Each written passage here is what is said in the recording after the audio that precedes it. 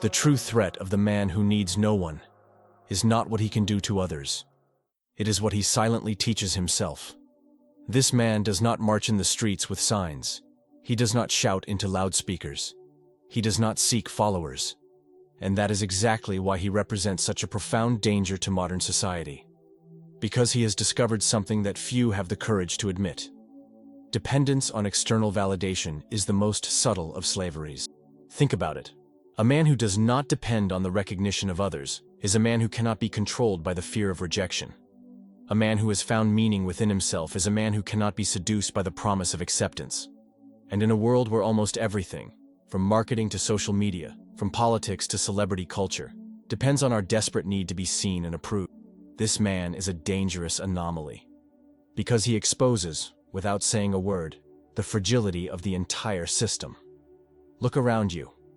We live in an era of constant noise, a digital cacophony where a man's value is measured in likes, views, and comments. A relentless pursuit of approval that evaporates the instant it is conquered.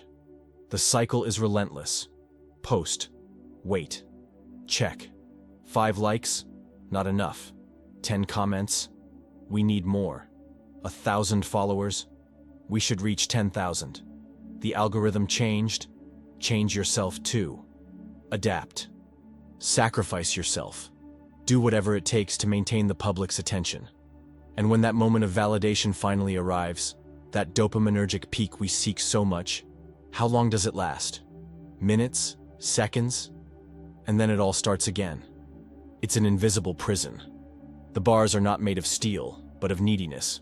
The jailer is not a man in uniform, but our own need to be seen, accepted, and validated at any cost.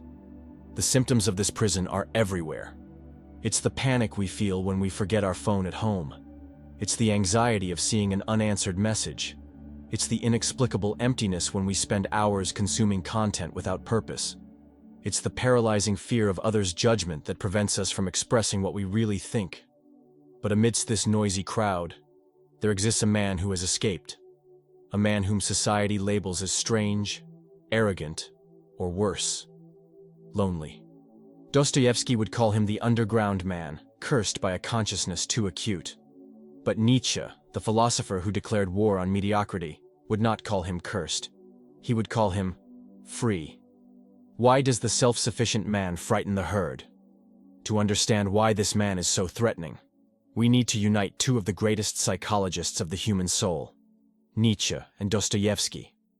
Nietzsche gave us the map of society, the herd morality, the cowardly safety of thinking and acting like everyone else. The German philosophers saw clearly what is even more evident today. Most people prefer the safety of conformity to the risk of authenticity. They prefer to repeat borrowed opinions rather than develop their own ideas. They prefer to follow the crowd rather than walk alone, even if the crowd is heading toward the abyss. Nietzsche understood that the herd's greatest fear is not external oppression, but internal freedom. For freedom demands responsibility. It demands choice. It demands that we face the existential void without crutches, without excuses, without the comfortable justification of just following orders or doing what everyone does. It's easier to be a follower than a creator. It's safer to criticize than to build. It's more comfortable to hide in the crowd than to stand out for your own convictions. Dostoevsky, in turn, gave us the key to the cell door, the underground. He described the man who, being hyperconscious, sees the hypocrisy, superficiality, and absurdity of social games. He can no longer pretend. His refusal to participate in the farce is what makes him a voluntary exile. Dostoevsky's underground man is not a misanthrope by choice, but by lucidity. He sees too much, feels too much, thinks too much. He notices the social masks, the small hypocrisies, the empty rituals that everyone accepts without questioning. He notices how we behave differently depending on who is watching, how we change our opinions to please, how we sacrifice our integrity on the altar of acceptance. And once you see this, there is no way to unsee it.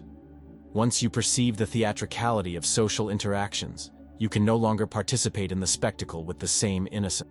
You become a conscious actor in a play where everyone else believes they are living reality. It is this acute awareness that leads him underground. Not a physical place, but a mental state of critical distance. A place from which he observes, analyzes, and often suffers for his own lucidity. And that's why he is dangerous. He has not only abandoned the herd, he exposes the fragility of the fence.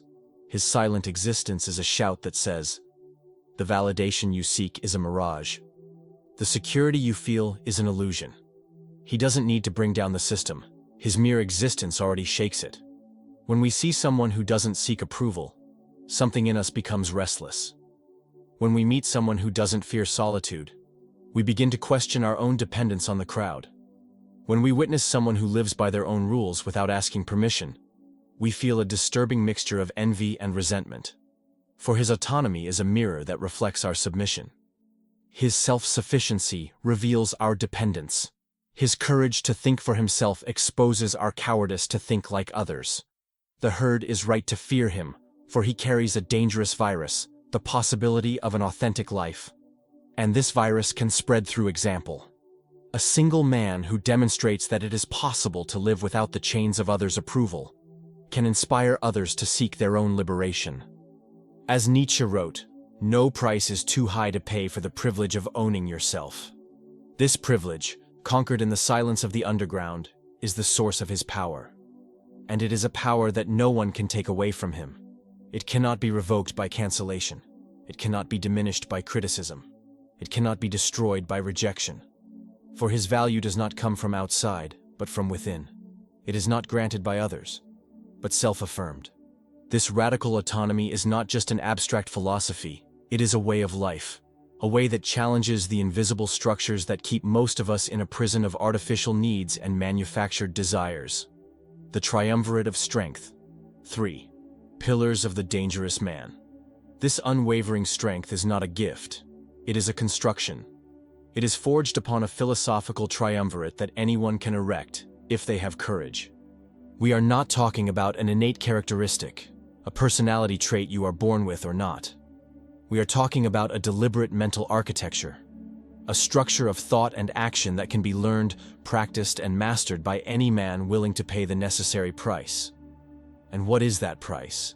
Discomfort, confrontation, solitude, the willingness to step away from the easy path in search of the true path.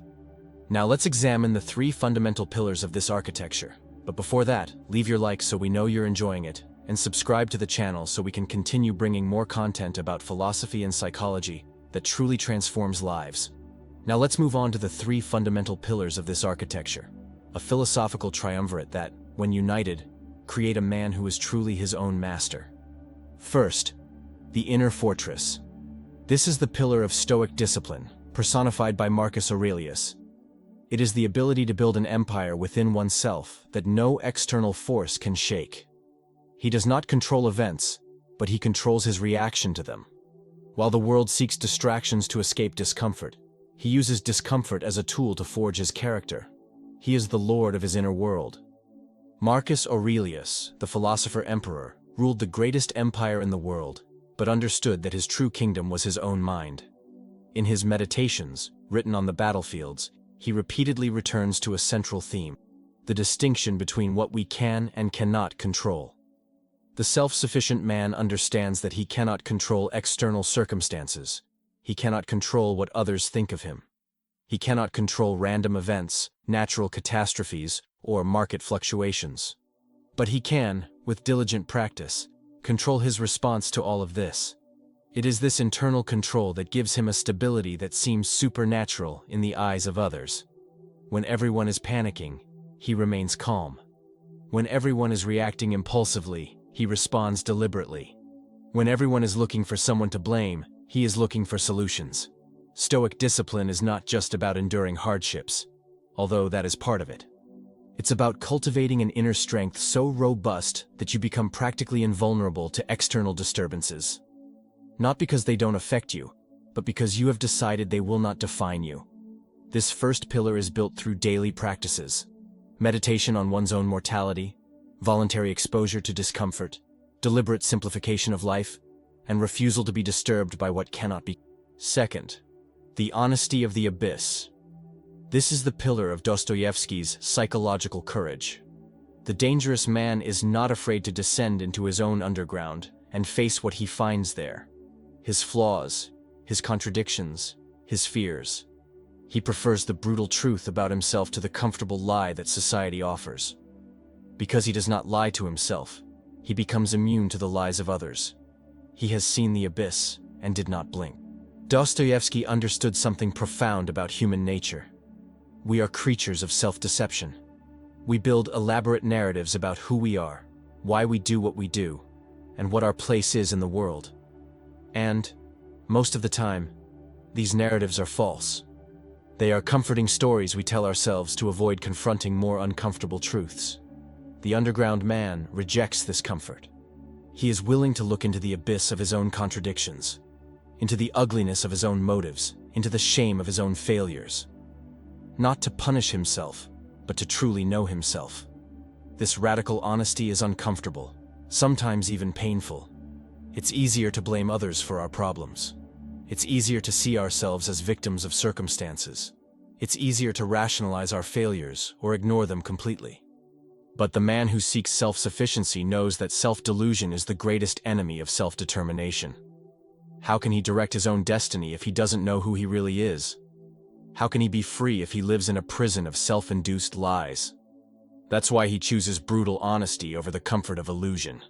He examines his own motives with the rigor of a detective. He questions his most ingrained beliefs. He challenges his own justifications. And, in the process, discovers a freedom that few know. The freedom of not being deceived, either by others or by himself. Third, the creation of values. This is the pillar of Nietzsche's creative rebellion. After building his inner fortress and facing the truth of the abyss, this man no longer accepts the values imposed by the herd. He becomes a creator. He uses his will to power not to dominate, but to define his own morality, his own purpose, his own code of honor. He is no longer a sheep following a shepherd. He is the wolf that traces his own path in the snow. Nietzsche, in his most famous declaration, "God is dead," was not just making a statement about religion. He was announcing the collapse of all external value systems, of all traditional sources of meaning and purpose. And in the absence of these systems, man faces his greatest challenge and his greatest opportunity: to create his own values. The self-sufficient man accepts this challenge. He understands that there is no universal morality inscribed in the stars, no predetermined purpose for his existence. There is only the void, a void that he can and must fill with self-generated meaning. This does not mean an amoral relativism where everything is permitted. On the contrary, the man who creates his own values often imposes on himself more rigorous standards, more demanding codes of conduct than any conventional morality. The difference is that these standards are not blindly accepted from external authorities. They are consciously chosen, forged in the fire of personal experience, tested against reality. Nietzsche's will to power, often misunderstood as the desire to dominate others, is actually the impulse to dominate oneself, to overcome one's own limitations, to become more than one is, to create oneself as a constantly evolving work of art. This man does not ask himself, "What do others expect of me?" He asks, "What do I demand of myself?" He does not seek external approval for his choices. He judges them by his own standards. He is, in the deepest sense, autonomous, governed by laws he himself created.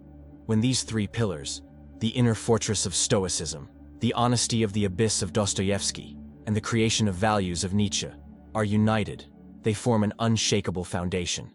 A philosophical triumvirate that sustains a rare type of man, one who is truly his own master. And it is this man, built upon these pillars, who represents the silent threat to the established order. Not because he seeks to overthrow systems or lead revolutions, but because his mere existence is a constant reminder that another form of life is possible. Society wants you docile, predictable, consuming. I challenge you to be dangerous, to claim the privilege of owning yourself. I'm not talking about superficial rebellion, a radical new haircut, a provocative tattoo, or controversial posts on social media. These are just permitted, domesticated forms of rebellion that don't threaten anything substantial. They are escape valves designed to give the illusion of individuality while keeping the system intact. True rebellion begins inside, in silence, in the deliberate refusal to follow the automated flow of stimuli and responses that modern society has established as normal. And you can start today, right now. It is not necessary to abandon your current life, renounce your commitments, or isolate yourself on a mountain. The transformation begins with small acts of conscious freedom that gradually expand to affect your entire existence. First, practical step. Silence. Start today with an act of rebellion. Turn everything off. Spend 15 minutes in absolute silence. No music, no podcast, no phone, just you and the noise of your own mind. Most people can't handle 5 minutes. Will you handle it? Feel the discomfort. It's where growth begins. Sounds simple, doesn't it? 15 minutes. Less time than it takes to watch an episode of a series. Less time than many spend scrolling through feeds without thinking. But these 15 minutes can be more challenging than you imagine. In silence, you will find anxiety. You will feel the compulsion to check your phone. You will hear the thoughts you normally drown out with constant noise. You will feel the discomfort of truly being with yourself, without distractions. This is the first test, the first forge. If you cannot bear your own company for 15 minutes, how do you expect to become self-sufficient? Practice this silence daily. Extend it gradually. 20 minutes, 30, an hour. Observe how your relationship with yourself changes, how your dependence on external stimuli decreases, how your mind becomes clearer, more focused, more your own. This is not just an exercise in mindfulness. It's a political act. In a world designed to capture and monetize every fragment of your attention, reclaiming that attention, even if just for 15 minutes, is the first step toward liberation. Second, practical step, self-analysis. Next, take a notebook. Be brutally honest. Answer: where did I act out of fear today? Where did I seek approval that I didn't need? Where did I betray my own values for conformity? This is your forge. This is where you begin to shape your new armor. This is the moment to descend into the underground, to confront the abyss, to practice the radical honesty that Dostoevsky recognized as essential for authentic freedom. Write down your answers without censorship, without justifications, without self-indulgence. See your actions of the day not as a judge who condemns, but as a scientist who observes. With curiosity, with precision, with the intention to understand, not to punish. You will discover patterns. You will notice how certain situations activate your fear of rejection, how certain types of people trigger your need for approval, how certain social pressures make you abandon your deepest values in exchange for momentary acceptance. This knowledge is power. It's the map of your own internal labyrinth. It's the diagram of your particular prison, and therefore, the plan for your escape. Over time, you will begin to identify these patterns in real time. You will notice when you are about to act out of fear, not conviction. You will realize when you are seeking external validation instead of internal satisfaction. And gradually, you will begin to make different choices. This work is solitary. It's uncomfortable. Sometimes it's painful. But it's necessary. For as Nietzsche said, "He who fights with monsters should look to it that he himself does not become a monster. And if you gaze long into an abyss, the abyss also gazes in." This is not just an exercise in self-knowledge. It's the beginning of self-creation. It's the process by which you begin to forge a more authentic, stronger self, less dependent on the opinions and expectations of others. And each day that you practice silence, self-analysis, brutal honesty, you build one more fragment of your inner fortress. You strengthen one more fiber of your autonomous will. You take one more step toward true freedom. The path is not easy. It's not quick. It's not comfortable. But it is real. And in a world of comfortable illusions, reality, however harsh it may be, is the most valuable treasure you can find. And here lies the great paradox. The man who needs no one is the one whom everyone secretly wants to have around. Not out of neediness, but out of admiration for his strength. His self-sufficiency is magnetic. His freedom inspires. Think of the men you respect most, whether in history, literature, or your own life. They are not those who desperately seek approval. They are not those who shape their opinions to fit in. They are not those who sacrifice their integrity for popularity. They are those who remain true to themselves, even when it comes at a cost. Those who speak the truth, even when it's inconvenient. Those who follow their own path, even when they are alone. There is something deeply attractive about authenticity, something magnetic about self-sufficiency, something inspiring about the courage to be who you are, without apologies, without concessions, without masks. And this is the final secret. By freeing yourself from the need for approval, you often gain the respect you never sought. By renouncing the desire to be loved by everyone, you become deeply admired by those who matter. By stopping the pursuit of superficial connections, you become capable of forming genuine bonds, not based on neediness or dependence, but on mutual respect and authentic affinity. The truly self-sufficient man is not a misanthrope. He is not a bitter recluse. He does not reject all human connection. On the contrary, he is capable of deeper, more meaningful, more authentic connections, precisely because he doesn't need them to feel complete. He chooses his relationships instead of clinging to them out of fear of loneliness. He offers his company as a gift, not as a request. He loves not out of neediness, but out of abundance, not because he needs to receive, but because he has much to give. If this message resonated with you, don't keep it to yourself. If you believe there is value in this journey of self-discovery and self-sufficiency, make a conscious decision, not for social validation, but for the recognition of your own path. Subscribe to this channel. Activate the notification bell. This is not a search for numbers, but an invitation to continue this conversation, to deepen this knowledge together with others who have chosen the same trail. Share with that man whom you know is on this same journey. Leave your mark in this conversation. Comment below. What is the first chain of social validation that you will break? Perhaps it's stopping checking your phone every 5 minutes, anxious for notifications. Perhaps it's no longer giving popular opinions that don't reflect what you really think.